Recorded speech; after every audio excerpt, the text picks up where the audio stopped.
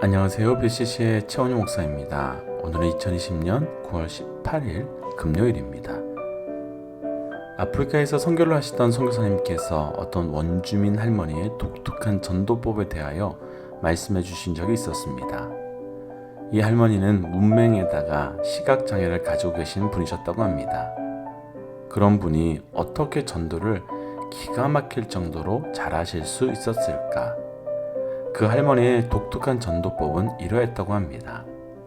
할머니가 어느 날 예수님을 영접한 지 얼마 되지 않아 선교사님을 찾아와 대뜸 이렇게 물으셨다고 합니다. 선교사님, 요한복음 3장 16절이 어디에 있는 겁니까? 선교사님은 영문도 모른 채 할머니의 요구대로 성경에 빨간 줄을 그어 주셨습니다. 선교사님은 글을 읽을 수도 볼 수도 없는 할머니신데 왜 그런 부탁을 하셨을까 의아해 하셨습니다. 그날 이후부터 할머니는 전도를 시작하셨습니다. 할머니는 날마다 학생들이 수업을 마칠 때쯤에 동네 학교 정문으로 나가셨습니다. 그리고 수업을 마치고 나오는 학생들에게 학생, 나 좀 도와줄 수 있겠어? 라며 말을 건넸습니다. 앞을 보지 못하는 할머니가 도와달라고 하니 학생들은 거절 못하고 뭘 도와드릴까요? 라고 하며 다가왔습니다. 사실은 이 할미가 좋아하는 책이 있는데 눈이 잘 안 보여서 볼 수가 있어야지. 그래서 말인데 여기 빨간 줄 쳐놓은 부분만 읽어주겠어? 그러면 학생은 요한복음 3장 16절을 할머니가 잘 들으실 수 있도록 또박또박 읽어줍니다. 정말 고마워이. 그런데 학생은 방금 읽은 말이 무슨 뜻인지 알겠어? 잘 모르겠는데요. 그럼 내가 가르쳐 줄게. 이 말씀은 바로 하나님께서 우리를 사랑하신다는 뜻인 거야. 나와 학생을 사랑하셔서 그분이 하나밖에 없는 외아들인 예수를 주셨다는 거야. 그런데 우리가 그 예수를 믿으면 죄를 다 용서함을 받고 자녀가 되고 영생을 얻게 된다는 거야. 사실 전도라는 이름이 상당히 부담이 됩니다. 그리고 시대적으로 더 이상 이런 방법으로 전도하는 것은 옳지 않다고 하시는 분들도 계실 수 있습니다. 다 맞습니다. 저 또한 인격적이지 않은 방법으로 전도할 때면 저도 얼굴이 붉어질 정도로 부끄러워질 때가 있었습니다. 그런데 이것저것 다 떠나서 받은 은혜가 커서 전하지 않고는 견디지 못하는 그 마음, 참 부럽습니다. 방법이나 능력을 탓하지 않고 받은 그 은혜에 감사해서 그렇게 전하지 않고선 견딜 수 없는 그 삶이 참 부럽습니다. 받은 은혜가 클까요? 전하려고 할 때 느껴지는 부끄러움이 클까요? 오늘은 받은 은혜, 그 은혜만으로 누군가에게 내가 받은 그 은혜를 전해보는 것은 어떻겠습니까? 그래서 오늘 함께 나눌 찬양은 매일 스치는 사람들이라고 하는 찬양입니다.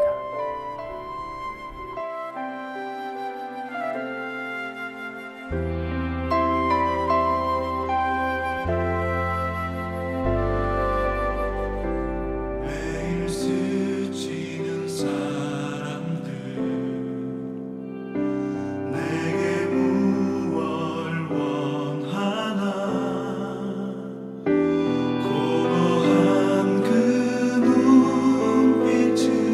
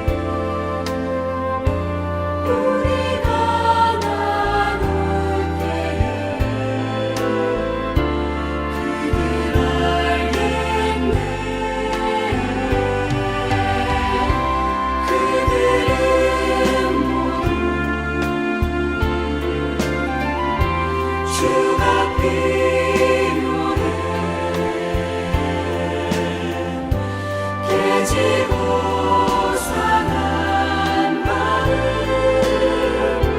주가 여시네. 그들은 모두 주가 필요해. 모두 알게 되리 사랑의 주.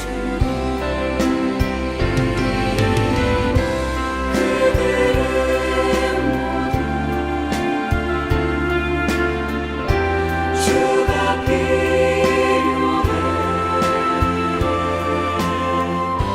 깨지고 상한 마음 주가 여시네. 그들은 모두 주가 필요해. 모두 알게 되리 사랑의 주.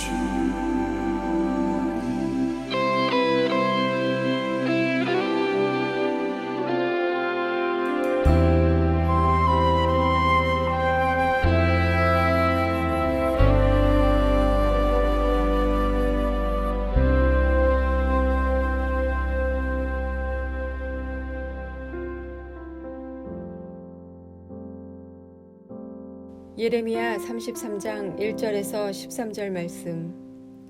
예레미야가 아직 시위대 뜰에 갇혀 있을 때에 여호와의 말씀이 그에게 두 번째로 임하니라 이르시되, 이를 행하시는 여호와, 그것을 만들며 성취하시는 여호와, 그의 이름을 여호와라 하느니가 이와 같이 이르시도다. 너는 내게 부르짖으라. 내가 내게 응답하겠고 내가 알지 못하는 크고 은밀한 일을 내게 보이리라. 이스라엘의 하나님 여호와께서 말씀하시니라. 무리가 이 성읍의 가옥과 유다 왕궁을 헐어서 갈대아인의 참호와 칼을 대항하여 싸우려 하였으나 내가 나의 노여움과 분함으로 그들을 죽이고 그들의 시체로 이 성을 채우게 하였나니, 이는 그들의 모든 악행으로 말미암아 나의 얼굴을 가리어 이 성을 돌아보지 아니하였음이라. 그러나 보라, 내가 이 성읍을 치료하며 고쳐 낫게 하고 평안과 진실의 풍성함을 그들에게 나타낼 것이며, 내가 유다의 포로와 이스라엘의 포로를 돌아오게 하여 그들을 처음과 같이 세울 것이며, 내가 그들을 내게 범한 그 모든 죄악에서 정하게 하며 그들이 내게 범하며 행한 모든 죄악을 사할 것이라. 이 성읍이 세계 열방 앞에서 나의 기쁜 이름이 될 것이며 찬송과 영광이 될 것이요, 그들은 내가 이 백성에게 베푼 모든 복을 들을 것이요, 내가 이 성읍에 베푼 모든 복과 모든 평안으로 말미암아 두려워하며 떨리라. 여호와께서 이와 같이 말씀하시니라. 너희가 가리켜 말하기를 황폐하여 사람도 없고 짐승도 없다 하던 여기, 곧 황폐하여 사람도 없고 주민도 없고 짐승도 없던 유다 성읍들과 예루살렘 거리에서 즐거워하는 소리, 기뻐하는 소리, 신랑의 소리, 신부의 소리와 및 만군의 여호와께 감사하라. 여호와는 선하시니 그 인자하심이 영원하다 하는 소리와 여호와의 성전에 감사제를 드리는 자들의 소리가 다시 들리리니, 이는 내가 이 땅의 포로를 돌려보내어 지난 날처럼 되게 할 것임이라. 여호와의 말씀이니라. 만군의 여호와께서 이와 같이 말씀하시니라. 황폐하여 사람도 없고 짐승도 없던 이곳과 그 모든 성읍에 다시 목자가 살 곳이 있으리니 그의 양떼를 눕게 할 것이라. 산지 성읍들과 평지 성읍들과 네겝의 성읍들과 베냐민 땅과 예루살렘 사면과 유다 성읍들에서 양떼가 다시 계수하는 자의 손 아래로 지나리라. 여호와께서 말씀하시니라. 아멘.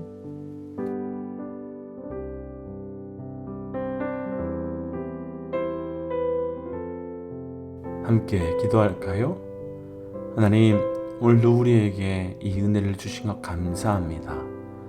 하나님 말씀하여 주옵소서. 듣는 만큼 변하고 변하는 만큼 행동하고 행동을 통하여 말씀과 성령의 열매를 맺어갈 수 있도록 우리 가운데 역사하여 주옵소서. 이 모든 말씀 예수님 이름으로 기도하였습니다. 아멘. 오늘 함께 나눌 말씀의 제목은 부르짖음의 은혜라는 제목입니다. 이미 본문을 읽으셔서 아시겠지만 오늘 말씀에는 아주 유명한 말씀 한 구절이 등장합니다. 너는 내게 부르짖으라. 내가 내게 응답하겠고 내가 알지 못하는 크고 비밀한 일을 내게 보이리라 라는 말씀입니다. 사실 우리 삶이 이렇게 부르짖고 싶을 정도면 결코 편안한 상황은 아닐 것입니다. 삶의 모든 길이 막힌 아주 심각한 어려운 때일 것 같습니다. 그런데 대상이 없는 부르짖음일 때는 정말 고통이지만 나의 부르짖음을 들어주실 분이 있을 때에는 그 부르짖음이 또 다른 은혜의 통로가 될 수 있습니다.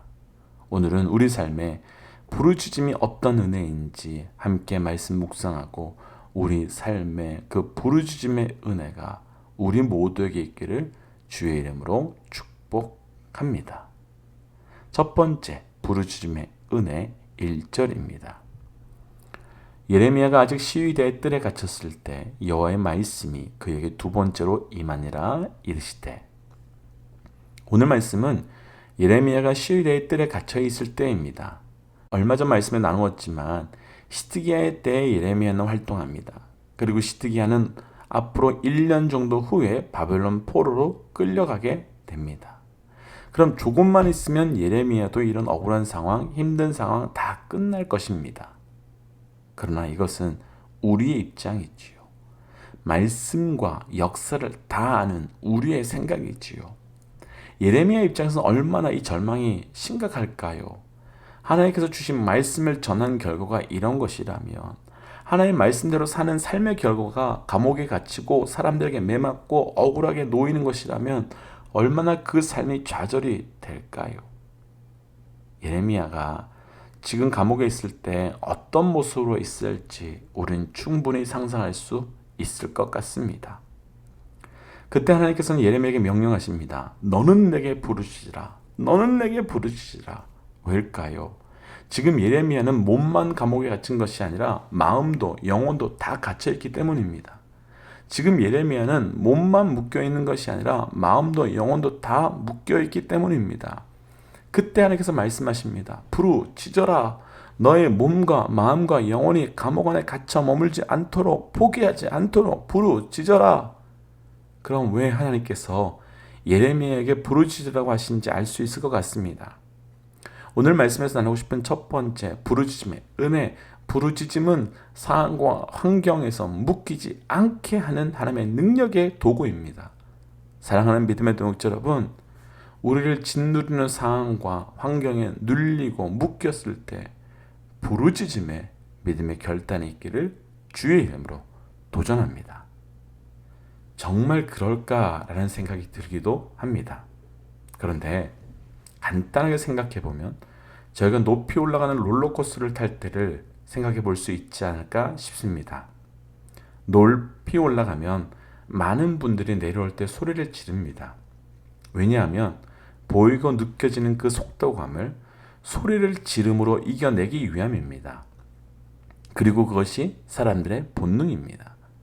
그래서 하나님께서 명령하시는 겁니다. 부탁하지 않으셨습니다. 그리고 그렇게 하는 것이 좋겠다고 청하지도 않으셨습니다. 철저히 명령하셨습니다. 부르짖으라. 그래서 일반적 부르짖음과 믿음의 사람들의 부르짖음에는 아주 결정적인 차이가 하나 있습니다. 대상입니다. 일반적 부르짖음의 대상은 없지요. 그냥 부르짖음 자체가 만족이고 부르짖음 자체가 위로입니다. 그런데 믿음의 부르짖음은 대상이 있고 방향이 있습니다. 그래서 우리의 부르짖음을 들어주실 분도 있습니다. 그래서 결과적으로 그냥 부르짖음은 상황도 환경도 바꾸지 못하지만 하나님을 향한 부르짖음은 내 삶의 상황을, 내 삶의 문제에 하나님 역사하여 주옵소서라고 하나님을 초청하며 하나님을 인정하는 행위가 되는 겁니다.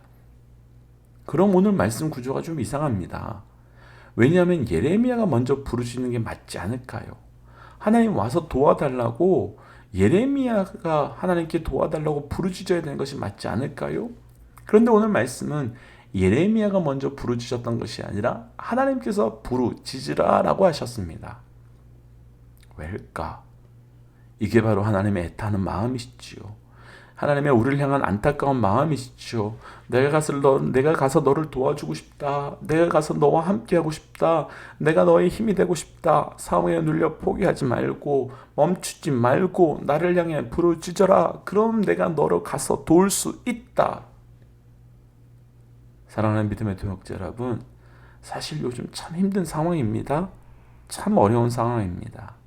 그럼 지금 우리가 해야 되는 건 우리가 감당하지 못하는 감옥과 같은 상황에 묶여 있거나 잡혀 있는 것이 아니라 바로 지금 해야 되는 건 너는 내게 부르짖으라 하시는 그 말씀 앞에 그대로 부르짖는 겁니다.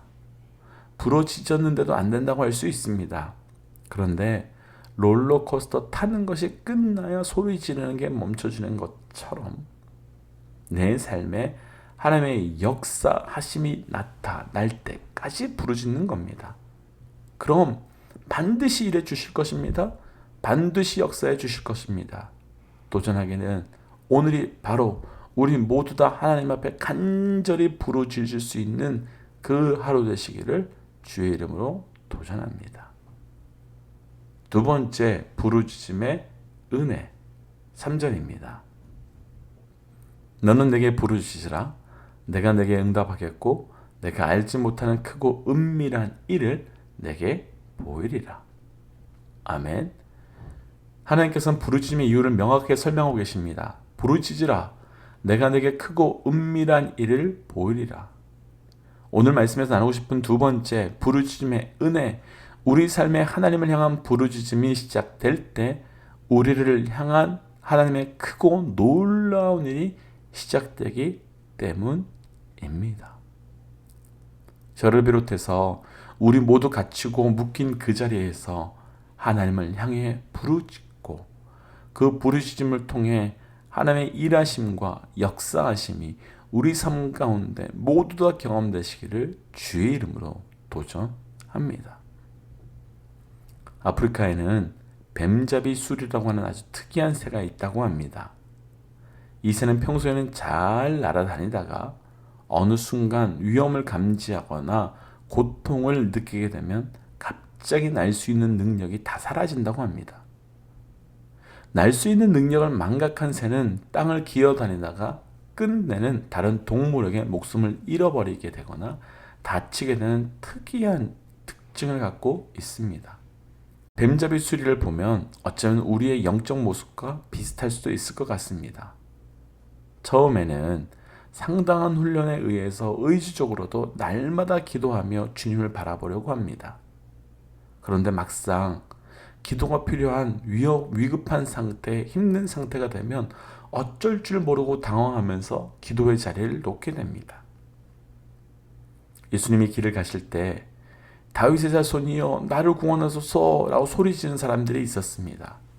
수많은 사람들 속에서 나의 삶에 오랫동안 나를 잡고 있었던 문제 앞에서 예수의 이름을 부르는 것을 잊지 않았습니다. 어떤 자들은 욕먹고 어떤 사람들은 주변 사람들에게 조용하라고 저주도 받았습니다. 그런데 그 부르짖음으로 인하여 그들은 자신의 삶 가운데 경험되는 하나님을 봅니다.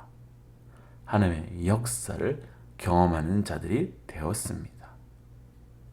우리 모두에게 축복하고 도전하기는 가장 힘든 이때, 어려운 이때, 그리고 가장 고통스러운 이때 하나님을 향해 강력하게 부르짖음을 통하여 우리 삶에 준비된 크고 놀라운 비밀한 일들이 우리 모두에게 경험되시기를 주의 이름으로 도전하며 축복합니다. 함께 기도하겠습니다. 하나님을 향한 부르짖음이 우리의 삶에 회복되게 하여 주옵소서. 우리 삶에 예레미야가 감옥에 갇힌 것과 그와 비슷한 삶이 있다 할지라도 그 삶 때문에 더 부르짖게 하시고 그 삶 가운데 하나님의 일하심을 보게 하여 주옵소서.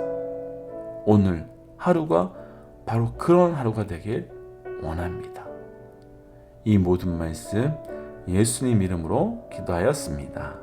아멘. 사랑하는 믿음의 동역자 여러분, 오늘 하루도 철저하게 주께 부르짖는 그 믿음의 결단으로 살아가시기를 주의 이름으로 도전합니다. 하나님은 살아계십니다.